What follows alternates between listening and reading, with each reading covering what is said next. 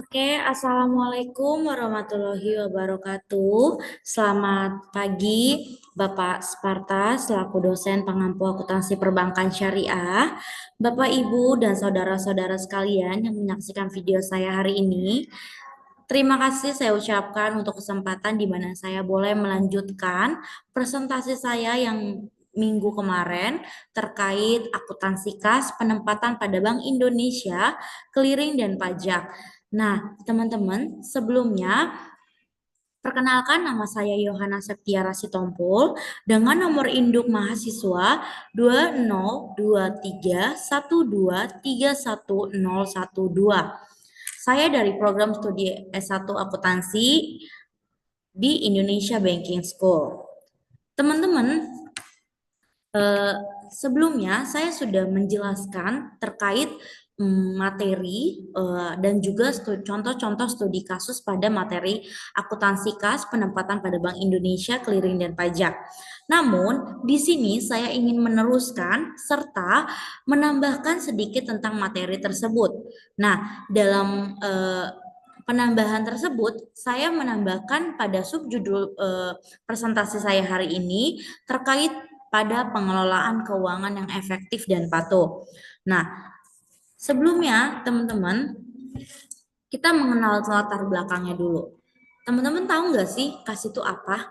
Nah, kas adalah aset yang paling lancar dalam suatu entitas, sehingga pengelolaannya menjadi krusial. Teman-teman, akuntansi kas yang akurat dan transparan sangat penting untuk memastikan suatu ketersediaan dana pada perusahaan dengan memantau likuiditas dan cara-caranya dengan mencegah penyalahgunaan. Nah, dalam setiap transaksi kas, baik penerimaan maupun pengeluaran, itu harus dilakukan dengan tertib, dengan adanya suatu bukti-bukti transaksi yang memadai uh, dengan cara saling berdukungan. Nah, tujuannya itu adalah untuk menjaga integritas dalam laporan keuangan dan memberikan gambaran yang jelas mengenai posisi kas pada perusahaan itu.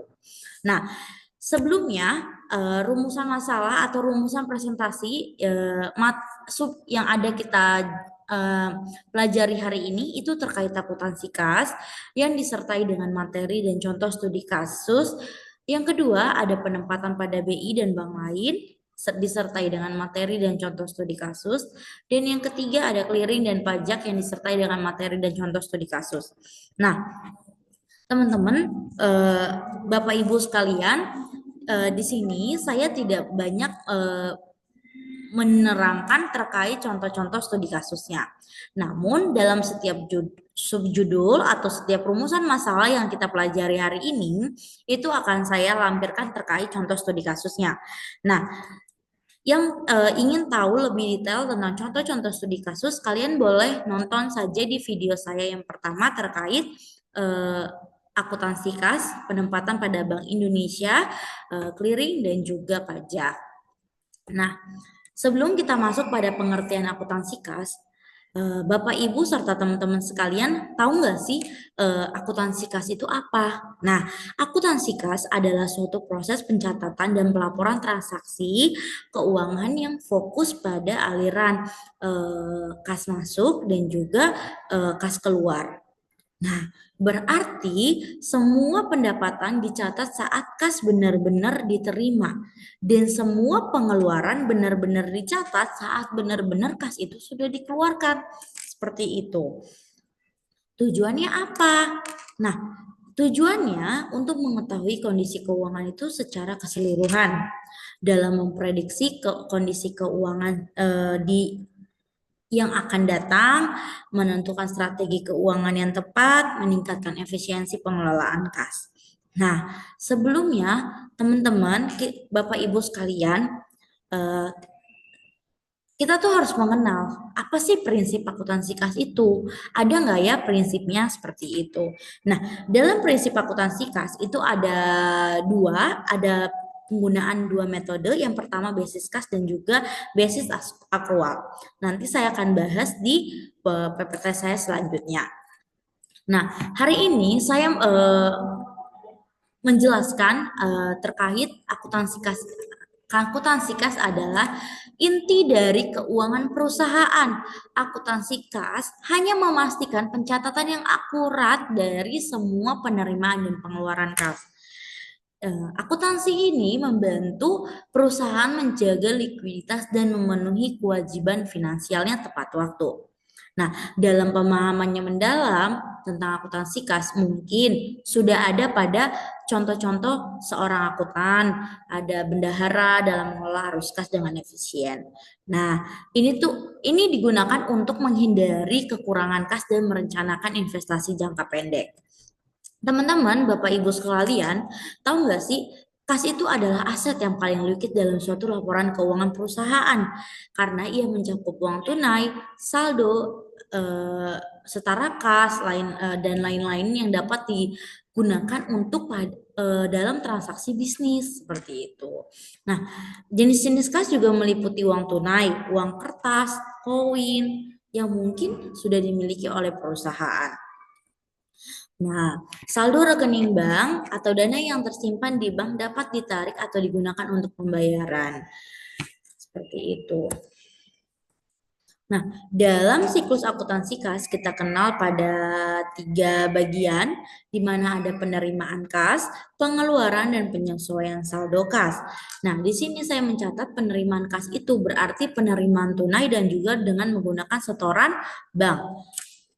Yang kedua, dalam pengeluaran itu ada pembiayaan, ada hutang, investasi, ada beban.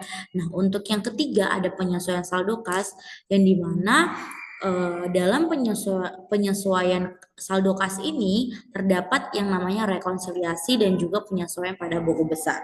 Seperti itu. Nah, teman-teman, manfaat akuntansi kas itu dia adalah penilaiannya dalam kemampuan dalam entitas, yang berarti dia dapat membantu menilai suatu perusahaan itu dalam menghasilkan kas. Nah, dia juga dapat melindungi suatu transaksi-transaksi pada penerimaan, pengeluaran, dan juga penyesuaian kas. Keterangan laba bersih dan laba bersih, laba kotor, kas besi itu juga mereka saling memberikan informasi jelas tentang hubungan antara laba bersih dan juga laba kotor atau kas bersih. Nah, teman-teman, Bapak Ibu sekalian, siklus akuntansi kas itu yang pada penerimaan kas, dalam penerimaan tunai itu berarti suatu kas yang diterima dari penjualan produk atau jasa yang kita miliki. Nah, pembayaran piutang atau sumber dari lainnya yang merupakan pendapatan dalam bentuk penerimaan tunai. Dalam setoran bank berarti itu kas yang diterima biasanya disetorkan ke rekening bank untuk keamanan dan pengelolaan yang lebih baik.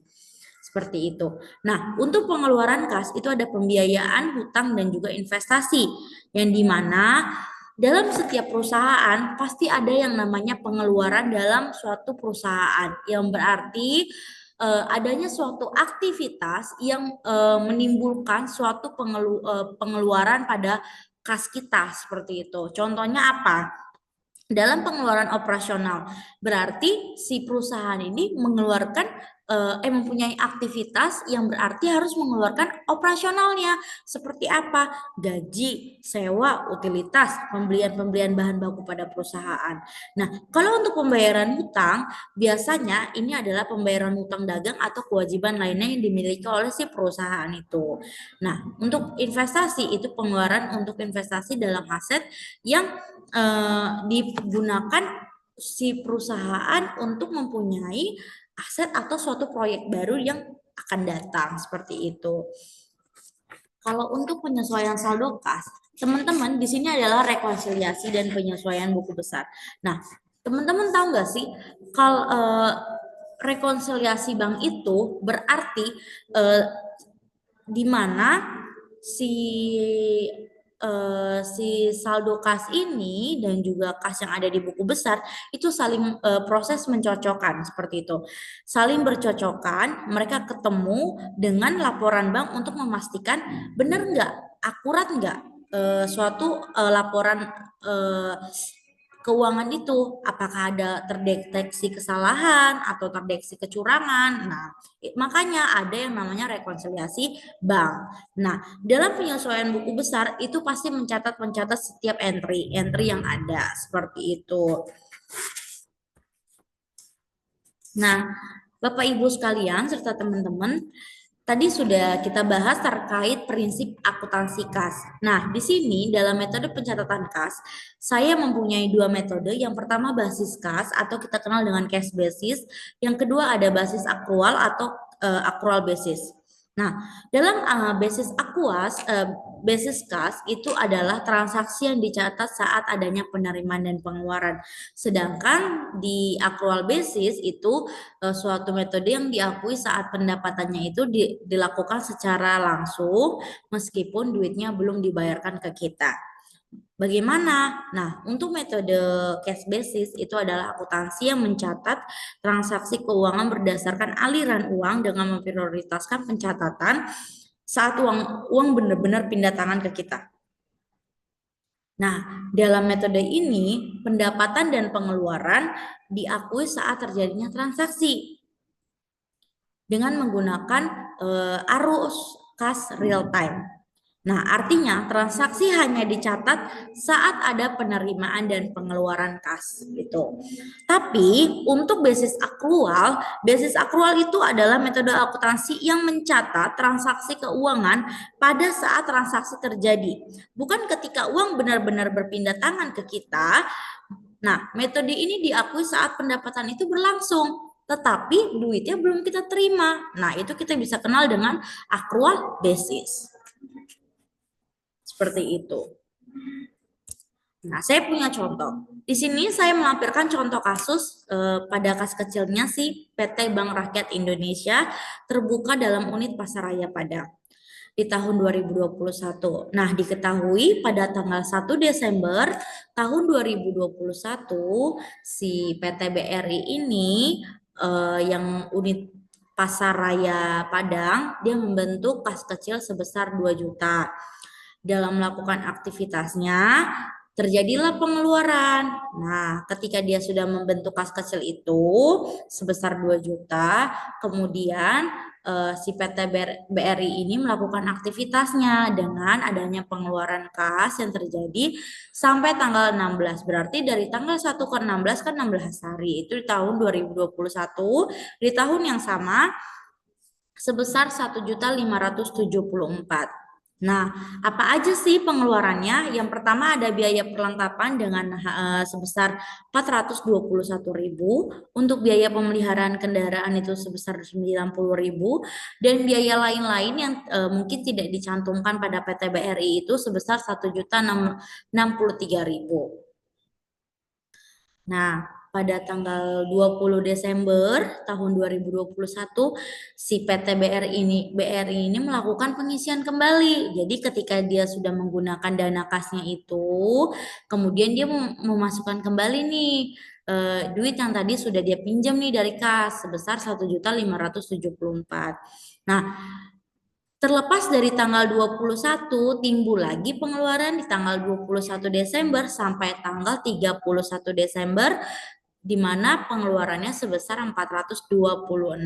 Apa saja biaya perlengkapannya 26.000 dan biaya lain-lain yang mungkin tidak ditulis sebesar 400. Sehingga jurnalnya itu seperti ini. Tanggal 1 bulan Desember 2021, dana kas kecil yang terbentuk itu ada 2 juta di debit dan kasnya berkurang. Jadi kasnya si PT BRI ini berkurang karena dia sudah memasukkan dengan dana kas kecilnya bertambah dan kas perusahaannya berkurang di 2 juta. Di tanggal 20 Desember 2021 itu tidak ada jurnal karena dia hanya mengembalikan seperti itu. Dia menggantikan biaya-biaya yang sudah keluar. Nah, tanggal 31 Desember 2021 kembalilah si BRI ini kembalikan biaya-biaya yang sudah dipakai itu masukin ke kasnya. Nah, tapi di dalam pengisian kembali kas kecil itu di tanggal 21 juga terdapat pengeluaran gitu. Jadi untuk mencatat dalam keterangan itu ada pengisian kas kecil yang dimana perlengkapan yang 421 di debit, biaya biaya pemeliharaan kendaraan 90.000 dan biaya lain-lain yang tadi saya sampaikan tidak dicatat 1.063.000. Untuk biaya perlengkapan yang kedua kalinya itu 26.000 dan biaya lain-lainnya 400 sehingga kasnya berkurang 2 juta. Jadi ketika dia sudah membentuk ternyata dia mempunyai pengeluaran dalam suatu aktivitas perusahaannya. Seperti itu. Apakah teman-teman ada yang ingin ditanyakan? Jika teman-teman mempunyai pertanyaan atau belum paham Bapak Ibu sekalian, boleh nanti untuk memberikan pertanyaan pada video saya ini.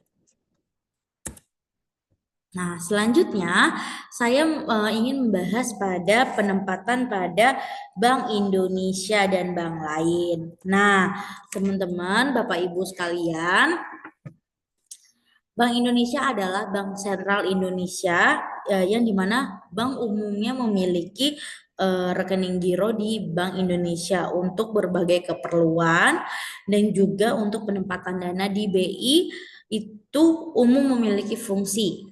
Nah, gambaran mengenai dana penempatan pada BI atau Bank Indonesia itu sangat penting dalam konteks perbankan karena inilah caranya bagi si bank ini untuk mengelola likuiditas serta memenuhi kewajiban itu dalam terkadang mencari keuntungan seperti itu. Nah, mengenai fungsi-fungsinya itu terdapat pemenuhan giro wajib minimum atau cadangan wajib yang berarti dia mempunyai cadangan utama yang setiap bank itu memelihara sejumlah dana yang tertentu dalam bentuk suatu perusahaan yang mempunyai dana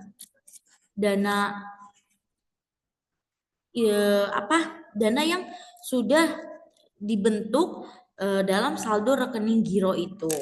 Nah, yang besarnya itu sudah ditetapkan oleh BI sebagai persentase tertentu dalam dana pihak ketiga, seperti itu. Nah, di sini di PowerPoint saya hari ini saya menjelaskan kalau penempatan pada Bank Indonesia itu adalah seperti cadangan, di mana cadangan wajib yang berarti bagiannya penting dari pengelolaan likuiditas bank. Dia membantu bank memenuhi persyaratan, regulasi dan menjaga stabilitas keuangan. Nah, dalam penempatannya juga dan bank lain adalah paling penting itu dalam praktik umum dalam industri perbankan untuk suatu pengelolaan likuiditas dan mendapatkan penghasilan. Fungsinya untuk apa? Untuk memenuhi kewajiban. Sedangkan penempatan pada bank lain dapat meningkatkan likuiditas dan penghasilan pendapatan dalam setiap bank-bank yang ada. Seperti itu, teman-teman, Bapak Ibu sekalian. Nah, dalam penempatan dana di Bank Indonesia biasanya dicatat sebagai aset lancar di neraca bank.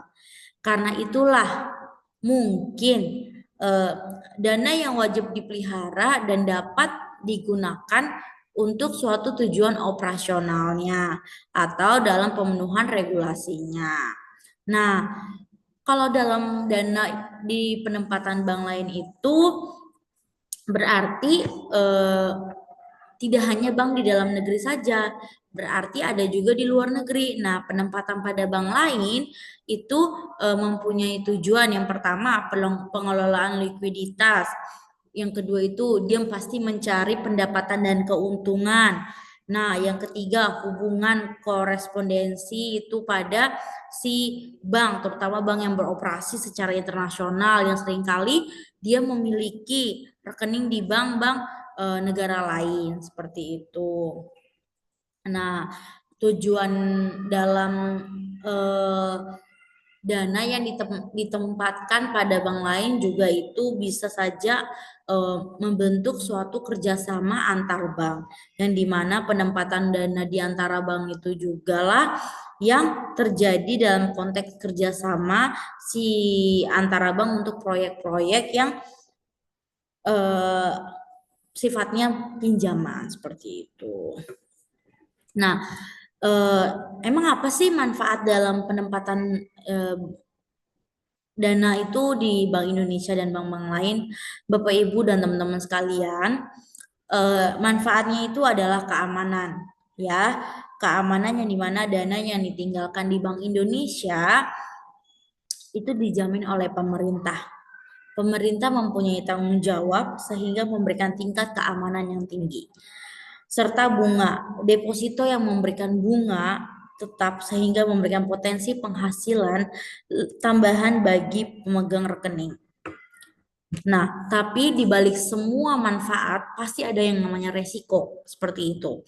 Nah, resikonya itu adalah resiko likuiditas ya, yang dimana si dana yang ditempatkan dalam deposito itu tidak dapat diakses sebelum jatuh tempo tanpa penalti sehingga mengurangi likuiditas. Seperti itu. Bapak Ibu sekalian, penempatan pada BI Indonesia ini juga mempunyai risiko dalam hal risiko nilai. Ya. Resiko nilai yang berarti nilai dana dalam rekening giro itu dapat terguras oleh inflasi. Naik turunnya itu pasti, jika tingkat bunganya tidak sebanding pasti inflasi itu ada. Pada resiko kredit juga, meskipun dana di Bank Indonesia dijamin, tetapi dalam suatu resiko yang terkait pada kredit tetap ada di bank jika mengalami kebangkrutan seperti itu.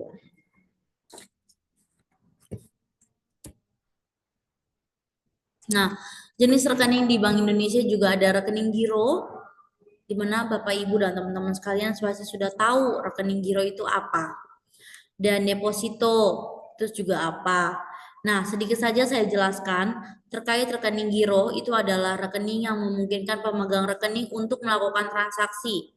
Di mana transaksi itu sehari-hari contohnya seperti menabung, menarik uang, transfer dana, saldo dalam rekening giro tidak menghasilkan bunga tetap. Ia memberikan fleksibilitas dalam mengelola kas. Tapi untuk deposito, dia merupakan dana yang disimpan untuk jangka waktu dan suku bunga yang tetap. Jadi, saya hanya menjelaskan sedikit saja terkait jenis rekening yang ada di Bank Indonesia. Nah, ini tadi manfaat dan risiko sudah saya jelaskan sedikit. Manfaatnya itu ada untuk keamanan, untuk likuiditas, untuk bunga yang tetap. Kalau untuk resiko pasti ada juga resiko likuiditas, resiko nilai, dan risiko kredit. Jadi sebelum kita menggunakan atau mengambil keputusan, kita harus melihat manfaat. Manfaatnya sebanding nggak dengan resiko yang nantinya akan didapat seperti itu. Kita harus berpikir jernih, mengambil keputusan itu harus paham, benar-benar paham.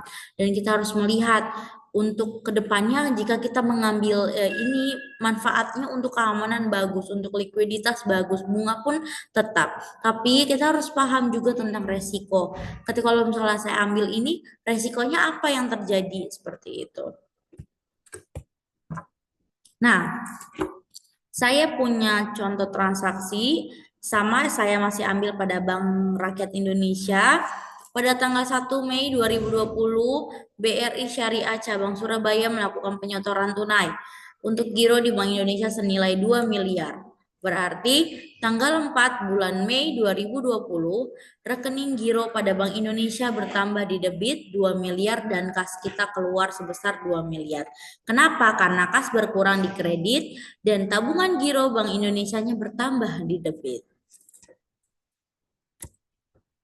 Nah, selanjutnya transaksi yang kedua, tanggal 20 Mei 2020 BRI Syariah Cabang Surabaya juga menempatkan dananya sebesar 1 miliar di Fasbis dengan masa penempatannya ada 1 bulan, yang berarti kita bisa jurnalkan dengan Fasbisnya di debit 1 miliar dan di giro pada Bank Indonesianya juga ada di 1 miliar kredit. Transaksi selanjutnya ada tanggal 20 Juni 2020 yang berarti Bank BRI Syariah Cabang Surabaya mencairkan. Ketika dia menempatkan dananya, nah di tanggal 20 Juni dia akhirnya mencairkan dana yang sudah ia tempatkan tadi sebesar 1 miliar. Nah, sekarang kita balik saja jurnalnya.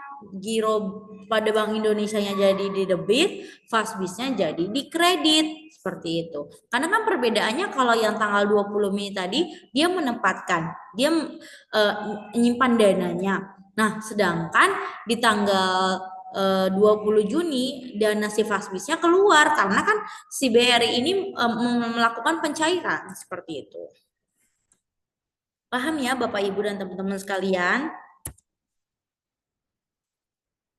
Nah, ini juga ada tanggal 1 Oktober 2020 Bank BRI Syariah menarik dana yang ditempatkan pada Bank Mandiri Syariah karena sudah jatuh tempo. Jadi Bank Mandiri, Bank BRI dan juga Bank Mandiri berarti pada penempatan pada bank lain. Yang berarti kas kita bertambah 200 juta dan penempatan pada bank lainnya juga 200 juta di kredit.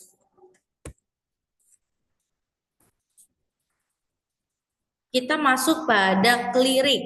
Nah, teman-teman tahu nggak sih peran Bank Indonesia dalam clearing itu apa? Bapak, Ibu, dan teman-teman sekalian, di Indonesia proses clearing sebagian besar dikelola oleh Bank Indonesia atau kita kenal dengan BI dengan melalui sistem clearing nasional Bank Indonesia yang dimana Bank Indonesia ini berperan sebagai penyelenggara dan pengawas untuk memastikan apakah seluruh proses clearing berjalan lancar, apakah aman, apakah efisien. Nah, sistem clearing nasional Bank Indonesia adalah sistem yang terintegrasi dalam menghubungkan seluruh bank di Indonesia untuk pertukaran data keuangan elektronik. Makanya di dalam sistem clearing itu terdapat sistem elektronik. Nah, teman-teman sebelumnya tahu nggak sih pengertian clearing itu apa? Nah, kalau di sini saya mencatat clearing adalah proses penyelesaian transaksi antara bank melalui pertukaran dokumen keuangan dan instrumen pembayaran.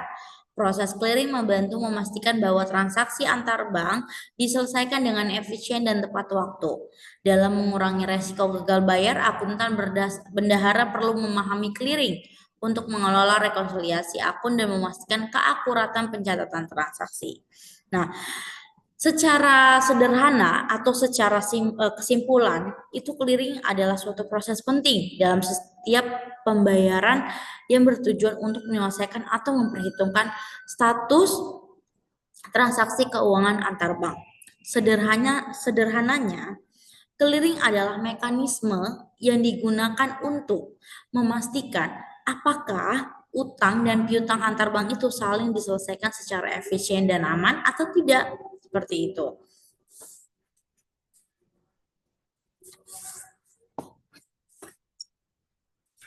Lanjut, kita masuk pada clearing.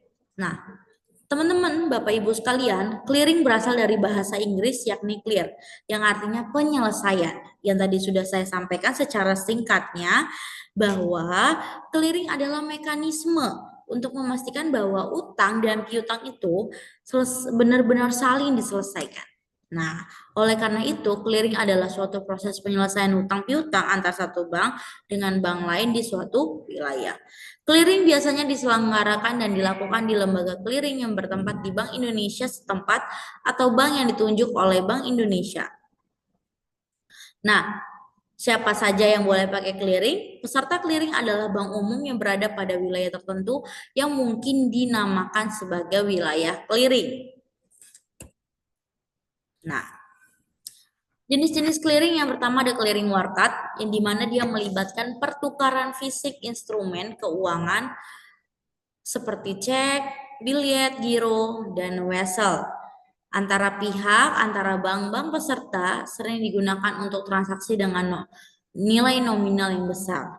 Nah, untuk clearing elektronik yaitu suatu penggunaan teknologi digital yang memfasilitas pertukaran informasi antar bank, termasuk transfer antar bank, pembayaran elektronik, clearing otomatis berlangsung melalui sistem komputer.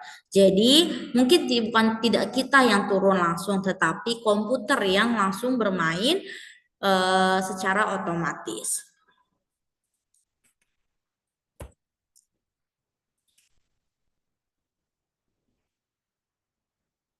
Selanjutnya, ini ada sistem clearing.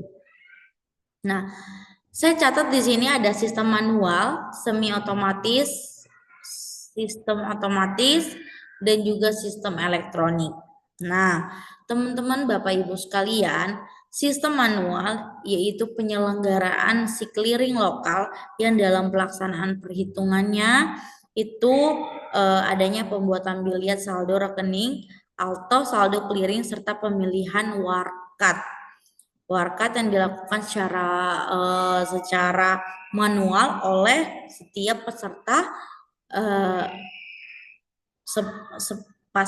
peserta clearing.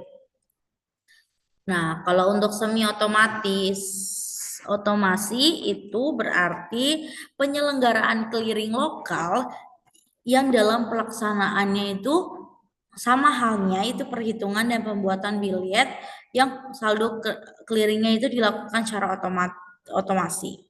Nah, sedangkan pemeliharaan warkat itu dilakukan seluruh secara manual oleh setiap peserta.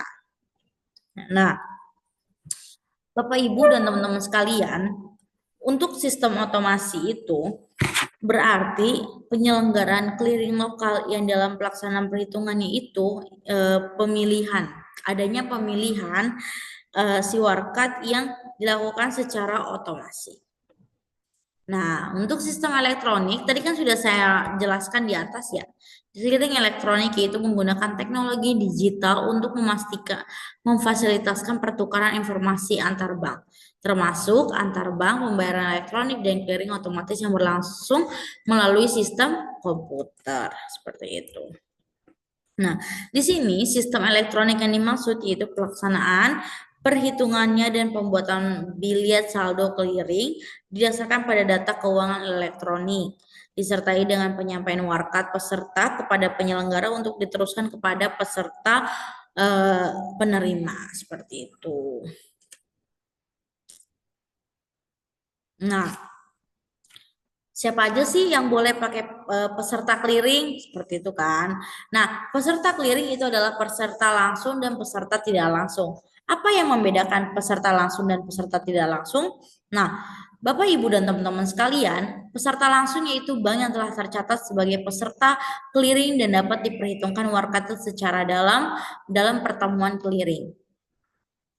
Sementara untuk yang peserta tidak langsung, yaitu bank belum tercatat sebagai peserta dan warkatnya itu diperhitungkan dengan kantor pusat atau kantor cabang yang telah menjadi peserta clearing. Seperti itu. Jadi yang membedakan peserta langsung dan peserta tidak langsungnya itu kalau peserta langsung itu dia dapat diperhitungkan warkatnya secara langsung dalam pertemuan clearing. Jadi ketika ada pertemuan untuk membahas clearing itu yang peserta langsung itu boleh langsung menghitung warkatnya secara langsung dalam sesi pertemuan clearingnya seperti itu. Nah, yang membedakan dengan peserta tidak langsung itu sebagai peserta warkatnya itu harus diperhitungkan dengan kantor pusat atau kantor cabang lain yang telah menjadi peserta clearingnya seperti itu. Nextnya itu warkat yang dikeliringkan dapat digolongkan menjadi 4 kategori. Apa saja itu? Nah, ada nota debit keluar, ada nota debit masuk, ada nota kredit masuk, ada kredit keluar. Nah, dalam nota debit keluar atau kita bilang dengan warkat debit keluar itu bisa kita kenal eh, sebagai eh, clearing atau warkat yang dikeliringkan oleh nasabah untuk keuntungan rekeningnya bila tidak ada tolakan. Saldo rekening bank penagih akan bertambah di Bank Indonesia. Itu bisa kita sebut dengan warkat setoran clearing. Nah, untuk nota debit untuk nota debit masuk itu berarti eh, diterima oleh suatu bank atas cek atau bilet gironya sendiri yang telah ditarik oleh nasabah. Nah, jika tidak ada penolakan, maka akan mengurangi saldo si Bank Indonesia ini. Berarti dia masuk pada tarikan clearing. Untuk yang ketiga, itu ada nota kredit masuk. Nah, berarti si nota yang diterima oleh bank untuk keuntungan rekening nasabahnya berarti si saldo bank penerima ini bertambah di Bank Indonesia, makanya dibilang transfer masuk. Nah, untuk nota kredit keluar atau warkat kredit keluar yang berarti eh, nasabahnya itu dikirim atau disetor kepada nasabah lain pada bank lain. Berarti bahwa saldo bank pengirim akan berkurang di Bank Indonesia sehingga eh, menyebabkan transfer keluar seperti itu. Paham ya Bapak Ibu dan teman-teman sekalian?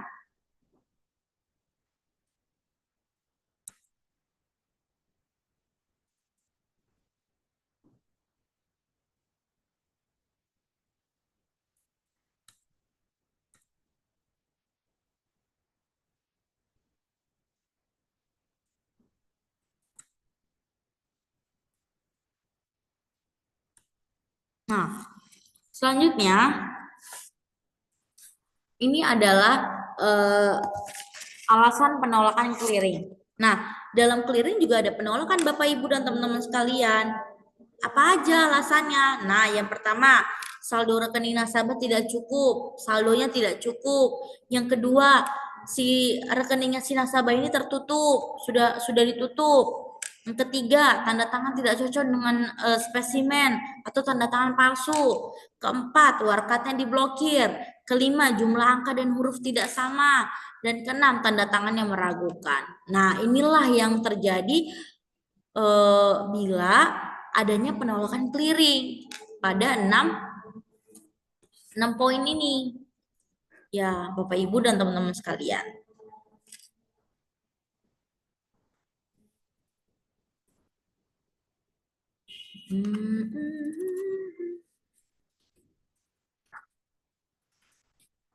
Selanjutnya, kita masuk pada transaksi proses clearing. Nah, Bapak Ibu, teman-teman sekalian, proses clearing itu adalah penyampaian warkat keliling. Yang berarti si bank-bank itu peserta, dia mengumpulkan warkat clearing diterima dari nasabah dan menyerahkan mereka ke lembaga clearing terkait. Nah, bagaimana ini dilakukan? Mungkin secara fisik melalui sistem elektronik.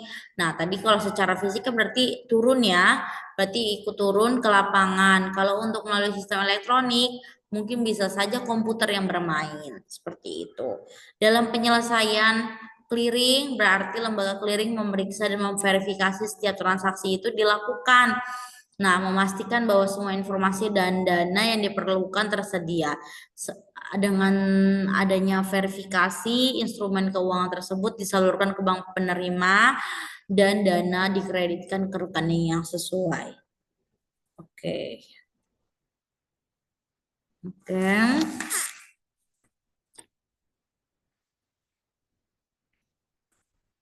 Selanjutnya,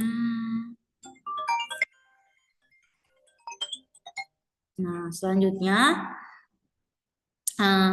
dalam proses clearing, saya mempunyai contoh studi kasus atau contoh aliran pada proses clearing yang terjadi mungkin pada suatu tokoh. Nah, Bapak Ibu dan teman-teman sekalian, perlu kita pahami ya, proses clearing itu sama aja, sama halnya kayak kita pinjam-pinjam ke bank gitu. Nah, intinya untuk penolakannya ini ya Bapak Ibu dan teman-teman. Nah, ini di sini ada proses clearing. Ya, saya sudah menyertaikan gambarnya di mana yang pertama itu tahap pertama itu ada transaksi. Ada transaksi antara si Bapak Ali dengan Bapak Amran. Dan Bapak Ali ini menerbitkan cek, dia menyerahkan nih, Pak Ali menyerahkan ceknya ke Pak Amran. Nah, untuk yang step kedua, si Pak Amran ini dia merupakan si nasabah dari Bank Asia cabang Jakarta. Dia menyerahkan ceknya si Pak Ali ini untuk dikeliringkan. Dia menyerahkan ke Bank Asia cabang Jakarta. Nah, step yang ketiga, Bank Asia yang cabang Jakarta ini menyerahkan warkat yang tadi sudah diberikan Pak Amran ini, menyerahkan kepada bank korporat yang dilakukan oleh Bank Indonesia. Jadi nih yang step ketiga ini si penagih ini diberikan ke Bank Indonesia. Dia menagih nih saat dia kan ketika dia sudah menyerahkan warkatnya berarti berarti dia menagih ke bank korpnya nih ke cabang Jakarta.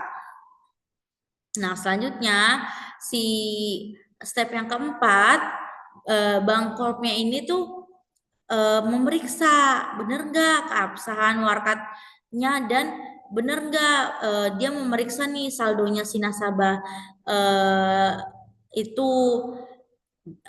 Kalau saldo rekening nasabahnya tidak cukup, itu berarti terjadi penolakan clearing. Jika rekening si nasabah itu telah ditutup, berarti terjadi pada penolakan clearing. Nah, jika tanda tangan tidak cocok, berarti penolakan clearing. Nah, sama.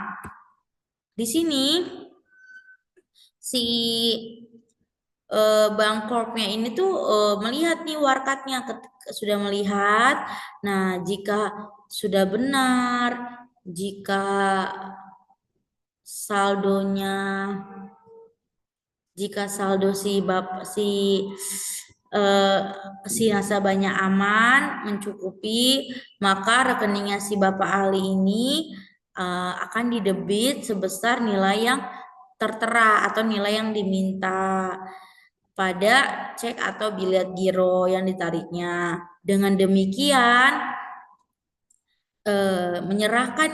dia menyerahkan dengan demikian saldonya Pak Ali akan berkurang. Nah, ini kan ada keterangan nih, membebani nasabah.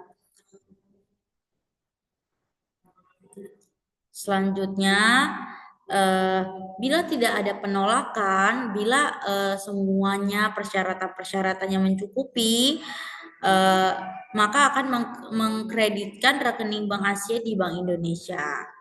Nah, setelah itu saat penyetoran cek ini, si Bank Asia ini memberitahu hasil clearingnya, hasil keputusannya pada Bapak Amran. Nah, kembali lagi nih kan tuh memberitahu lagi nih terkait clearing tadi kepada Pak Amran sekaligus mengkreditkan rekeningnya si Pak Amran. Paham Bapak Ibu dan teman-teman? Ini adalah proses clearing atau contoh sederhana saja yang menggambarkan tentang terkait proses clearing. Nah, Jadi kita sudah membahas tentang akuntansi kas, kita sudah membahas pada penempatan Bank Indonesia dan bank lain, kita sudah membahas tentang clearing. Saatnya kita masuk pada pajak. Bapak, Ibu, dan teman-teman sekalian, pajak sudah tidak asing lagi ya kita dengar. Nah, saya ingin mengulas kembali terkait pajak, di mana pajak adalah salah satu konsep yang paling fundamental dalam setiap sistem ekonomi dan pemerintahan sebuah negara. Namun, secara umum, eh, pajak dapat didefinisikan sebagai kontribusi wajib kepada negara yang terutang oleh orang pribadi atau badan. Nah, bersifat memaksa berdasarkan undang-undang dengan tidak mendapatkan imbalan secara langsung dan mungkin digunakan untuk keperluan negara demi sebesar-besarnya kemakmuran rakyat. Nah,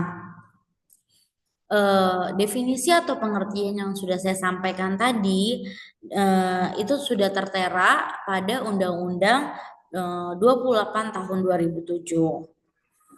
Nah, Bapak Ibu dan teman-teman sekalian, sebelumnya sudah tahu belum sih ciri-ciri umum pajak itu? Saya ingin mengulas saja, saya ingin menggali kembali terkait ciri-ciri utama pada pajak. Yang pertama itu dia bersifat wajib dan memaksa, yang dimana pajak itu merupakan suatu kewajiban. Pajak itu adalah suatu kewajiban yang harus dipenuhi oleh setiap warga negara Indonesia atau badan usaha yang memenuhi syarat. Bila pajak tidak kita penuhi, kita akan kena sanksi suatu hukum yang berlaku. Seperti itu. Nah, untuk ciri yang kedua pada pajak itu, pajak itu sudah ada di dalam undang-undang. Yang berarti pemungutan pajak memiliki dasar hukum yang jelas dan diatur dalam suatu peraturan undang-undang yang berlaku dalam menjamin kepastian hukum dalam sistem perpajakan. Nah, yang ketiga, cirinya adalah tidak ada imbalan langsung atau kontrapartasi.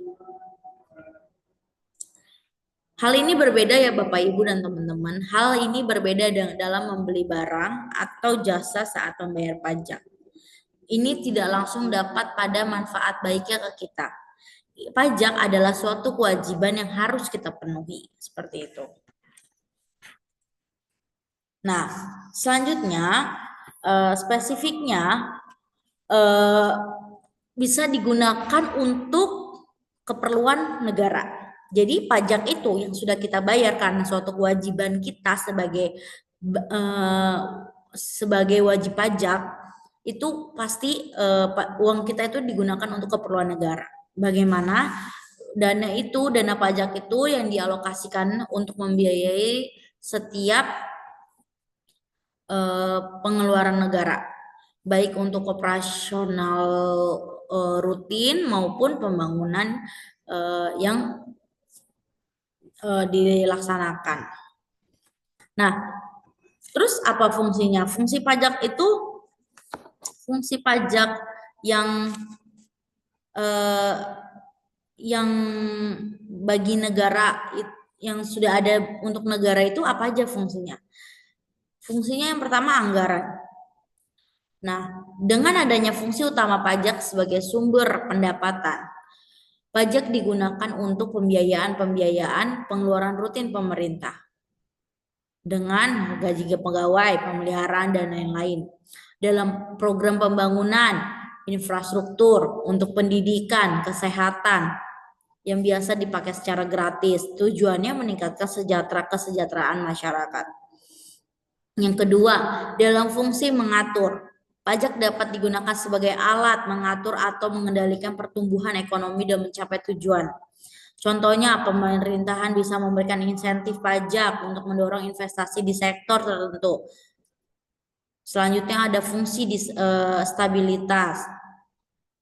Fungsi stabilitas juga masuk pada fungsi pajak yang dimana pajak berperan dalam menjaga stabilitas ekonomi dengan mengatur peradangan uang melalui pemungutan dan pungutan pajak yang efektif. Si pemerintah itu dapat mengendalikan inflasi dan menjaga keseimbangan perekonomian. Kita tidak tahu kapan itu inflasi itu terjadi, tapi dengan adanya fungsi stabilitas pada fungsi pajak itu dapat membantu perekonomian kita dalam keseimbangan ekonomi. Fungsinya yang terakhir itu fungsi redistribusi pendapatan. Pajak juga dapat membantu dalam mengurangi kesenjangan ekonomi. Dana yang terkumpul dari pajak digunakan untuk membiayai program-program sosial, subsidi, pembangunan yang pada akhirnya dapat meningkatkan pendapatan dan kesejahteraan masyarakat secara keseluruhan. Seperti itu. Jadi sudah saya sampaikan Bapak Ibu dan teman-teman, pajak itu tidak asing lagi bagi kita, apalagi kita seorang pelajar atau seorang wajib pajak, kita sudah tidak mungkin nggak mengerti terkait pajak. Nah, dalam pengertiannya sendiri, di sini pengelolaan pajak yang efektif adalah suatu kunci, di mana dia menjaga kepatuhan terhadap peraturan perpajakan dalam mengoptimalkan keuntungan perusahaan. Nah, pemahaman mendalam tentang peraturan pajak memungkinkan seorang akuntan atau bendahara itu dapat mengurangi resiko penalti dan denda, serta mengidentifikasi suatu peluang untuk efisiensi pajak. Pengelola pajak baik berkontribusi perencanaan keuangan jangka panjang yang lebih baik. Seperti itu.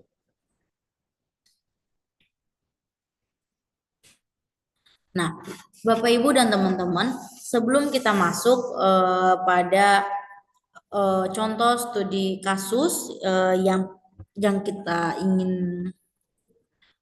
pelajari bersama, spesifiknya itu manfaat pajak yang kita rasakan ada baiknya ada minusnya, seperti itu. Nah, pajak itu dalam pengelolaannya yang efektif itu pasti suatu kunci. Intinya, itu dimana kunci untuk menjaga kepatuhan terhadap peraturan perpajakan. Tadi manfaatnya sudah saya jelaskan. Fungsi-fungsi pajak juga sudah saya jelaskan. Sekarang kita masuk pada contoh studi kasusnya, di mana contoh studi kasus transaksi pajak ini juga sudah saya jelaskan di video saya yang pertama ya Bapak Ibu dan teman-teman. Di mana ini saya ulang kembali, saya review kembali contohnya supaya kita sama-sama paham ya Bapak Ibu dan teman-teman. Di sini saya ambil contohnya itu pada buku akuntansi perbankan syariah.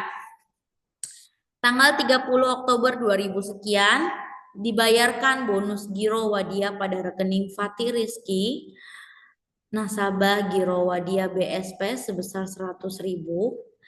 Kemudian si BSP ini memotong pajak 20% sesuai dengan PPh pasal 4 ayat 2 terkait giro. Nah, PPh pasal 4 ayat 2 juga termasuk ya Bapak Ibu.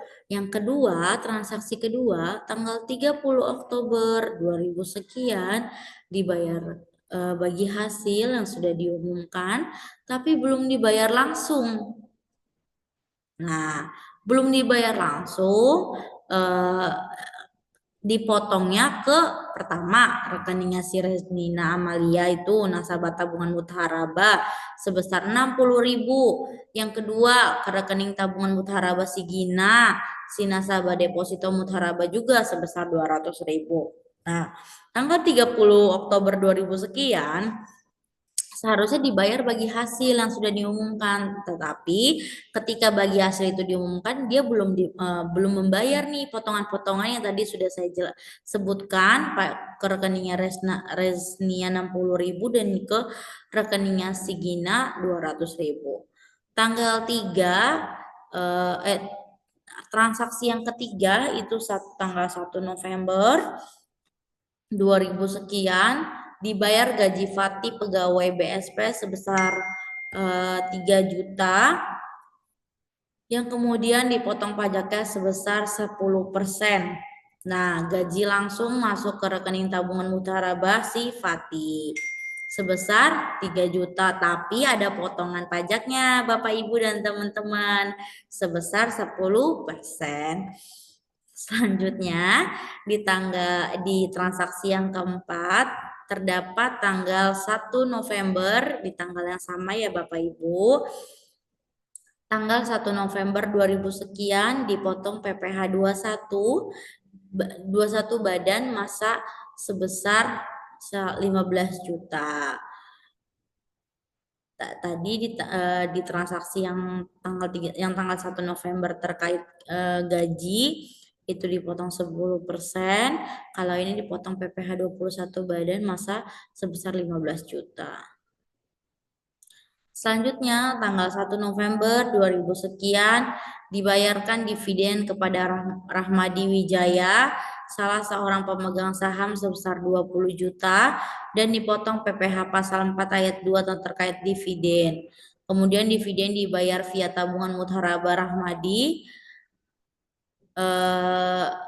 Berarti di transaksi yang kelima ini sama ya dengan yang kedua, transaksi yang pertama di mana dia kena PPh pasal 4 ayat 2.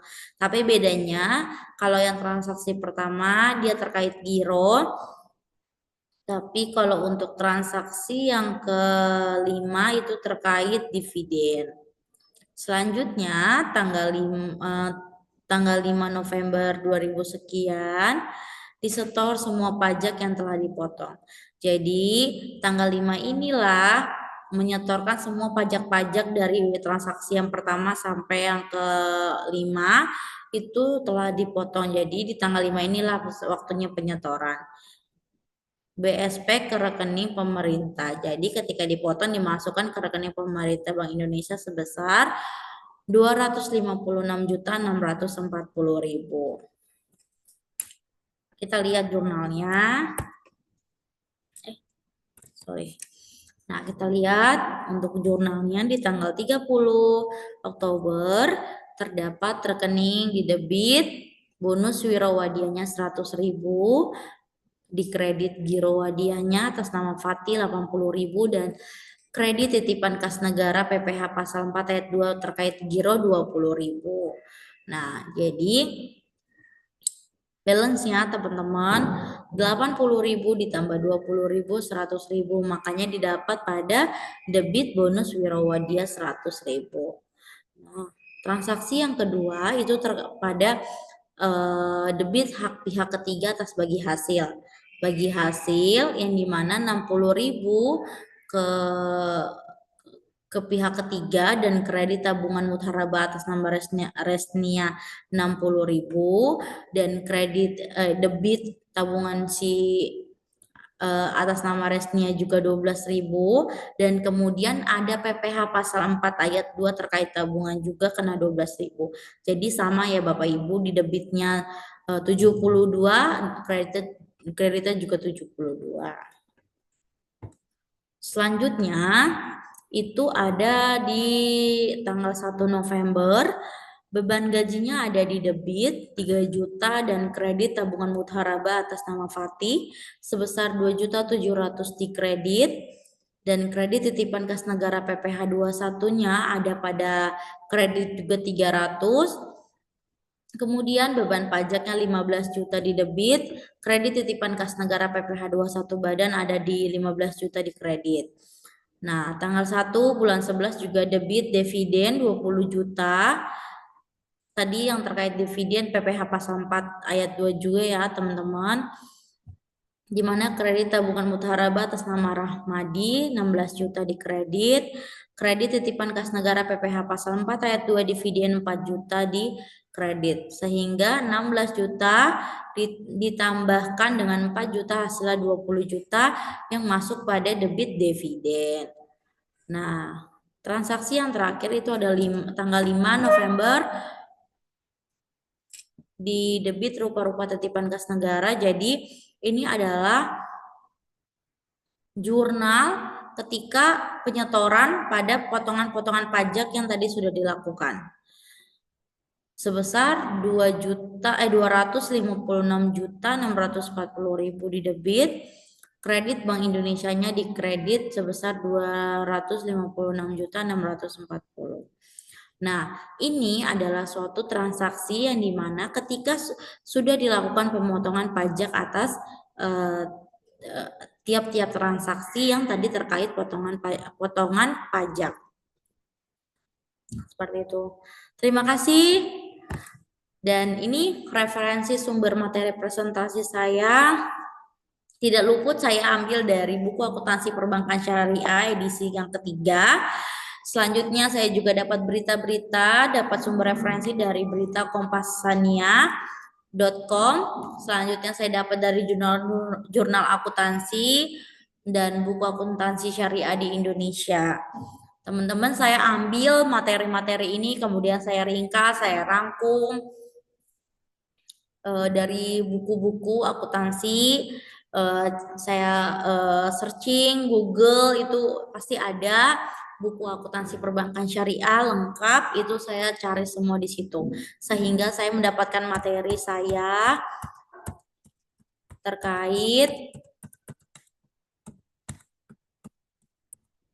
akuntansi kas, penempatan pada Bank Indonesia, clearing dan pajak dalam pengelolaan keuangan yang efektif dan patuh.